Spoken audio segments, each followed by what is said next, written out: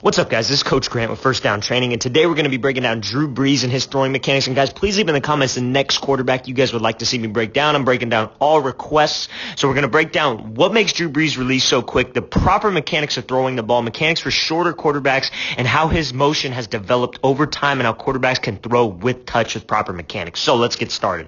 So this clip, he posted this a little while ago. This is a smaller ball, I want to mind you, but it's the same mechanics that he works when he throws a normal ball, and we're going to get into that later in this video. So we're going to talk about a few things. So we're going to talk about his base first, okay? He's a shorter guy, so a lot of guys, the common misconception about shorter quarterbacks is they have to extend. They have to be straight up and down with their legs, and because they got to try to see over the line. Now, short quarterbacks are playing through windows. There's a window in the O-line. There's a window over here. We keep our base in this pocket, and that's how we see this throw. We're not trying to look over anything because we wouldn't be able to make this throw. So Brees has a great base in the pocket.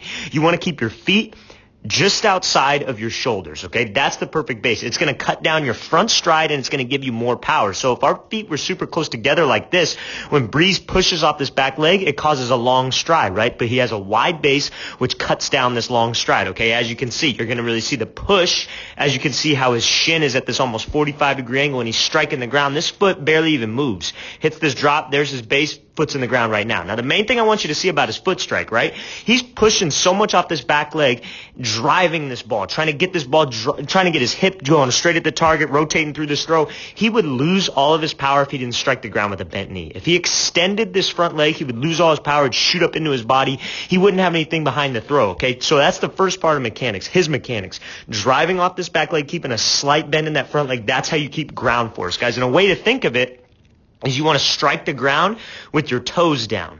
If we go heel toe, we'll extend, but you see how his toes are the first thing to hit the ground? That's how you keep a slight bend in that front leg. Okay, so now we're going to talk about the upper body. First thing I want to talk about is his ball carriage. The common misconception is, oh, hold this thing by my ear, hold it super high. What that does is that makes your trap super tense, okay? And when you have tense traps and your upper body's tense, your body's not going to be able to produce as much ground force that you need or rotational force, because your body can only produce so much force at a given time, right? So if we're all super tense at the upper half, we're not going to be able to drive the ball at all. That's why you see a lot of guys with these funky motions because they're all tense at the top. So he's got this ball nice and relaxed. Elbows are relaxed, right? Ball's on his right pec.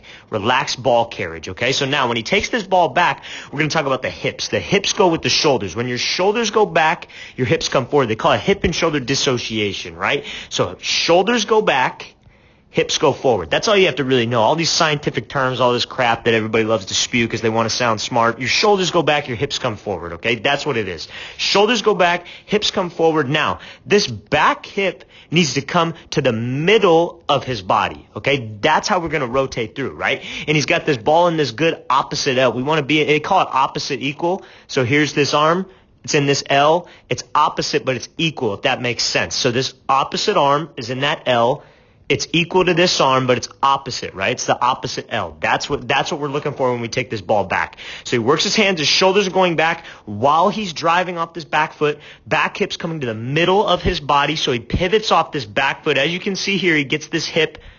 Okay, so this is the position I want to break down. The back of his hip is through the ball, and you can kind of see it's kind of cut off here, but the ball is trailing, okay? That's called chasing the hip. You want your hip to come through first, and you want the ball to chase your hip. That's how you create torque, guys. That's how you have good hip drive. Drives this thing and rotates through. Now, this is the position we want to be in on the finish, guys. You can see his top hand right here.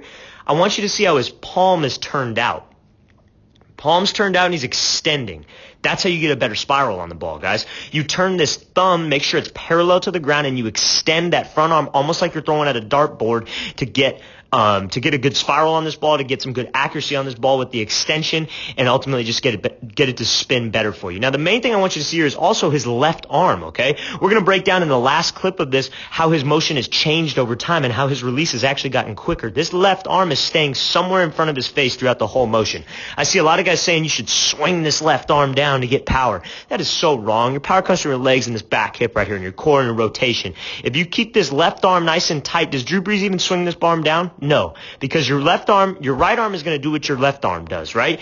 So it's like you got strings attached to your hands. If your left arm swings way the hell out here, your right arm is going to swing way the hell outside of your frame too. So you want to keep everything nice and tight, everything nice and compact, but be relaxed. We don't want to be super tense again.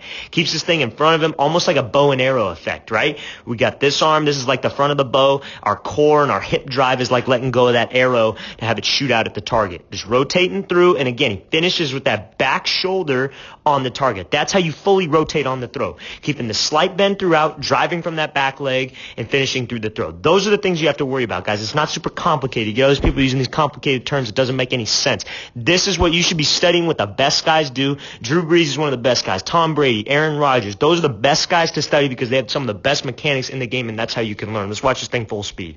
Coming out, drive, hips and shoulders, drive up that back leg. Okay, so now we're going to talk about a touch pass. So Brees is back here. He's going to be throwing a goal line fade. Okay, so the main thing I want you to see is his base.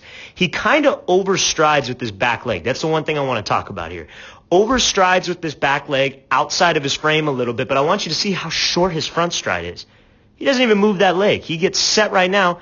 Foot's already in the ground. And how's he striking the ground? Toes first, keeping a slight bend, driving off this back leg. Now, when we throw a touch, the only thing that changes is we want to go up and over this throw, okay? We want to rotate up and over. So, again, hips are coming forward, shoulders are going back. It's the same thing every time. He drives, shoulders are going back, hips are coming forward. That's what we need, hip and shoulder dissociation. Now, he's rotating up with this hip drive here.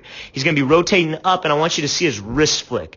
See, he's rotating up, and he's flicking that wrist at the top of his throat. Left arm still stays somewhere in front of his face, but he's flicking this wrist at the top of the throw, right? That's how you throw a touch. Driving off this back leg, let's flick the wrist up here like we're shooting a free throw almost. His feet actually come out of the ground on this, which is something I don't really like, but he's Drew Brees, so I'm not going to critique him too much. But his feet do come out of the ground. I would like to stay grounded. I'd like to keep my cleats in the ground at all times. That's what I teach my quarterbacks. But flicking this wrist at the top is what gets him arc. He doesn't need too much leg drive because they're inside the 10. They're in the red zone, so it's not going to be too much of a driven throw, right? But when we're throwing a deep ball, we're throwing a go, deep post, got to keep our cleats in the ground, guys. And so he's flicking that wrist at the top again, rotating up and over this throw, and you see the air that he gets, and he just gives Michael Thomas a chance over the top. That's a great job giving your guy a chance. That's how you throw a touch, guys. Goal line fade situation, that's what we need to do. Same thing. Good, nice wide base here. Might have overstride with that back leg just a little bit. You see how it's kind of wide outside of his shoulders. If he could get this thing here, that might be a little bit better. But same mechanics. Driving off this back foot, shoulders are going back. Only thing that changes is that he rotates up and over this throw. That's what we need when we're throwing with touch, guys. Got to rotate up and over, flick that wrist at the top like we're shooting free throws. That's how you get touch on the ball. If you can rotate up and over, you get your shoulders on this almost 45-degree angle here. You rotate up and over, and you flick that wrist at the top. You're going to be able to throw a touch, and it's going to be a consistent ball for you. Okay, let's watch this thing full speed. It happens a little bit quick, so be ready for the clip. So coming out, up and over. Give your guy a chance as a perfect ball in the red zone for that situation. Okay, so now we're going to talk about how his mechanics have changed. Not too crazy, but his release has gotten quicker. If you remember the first video that we watched, we talk about his left arm, right? So now let's watch this left arm in this clip. You see how it swings down. So what I want you to see is how in this first clip, I'm going to rewind it to the first clip. So you see how when he takes this ball back right here, it's very tight, right? Gets to that 90-degree angle.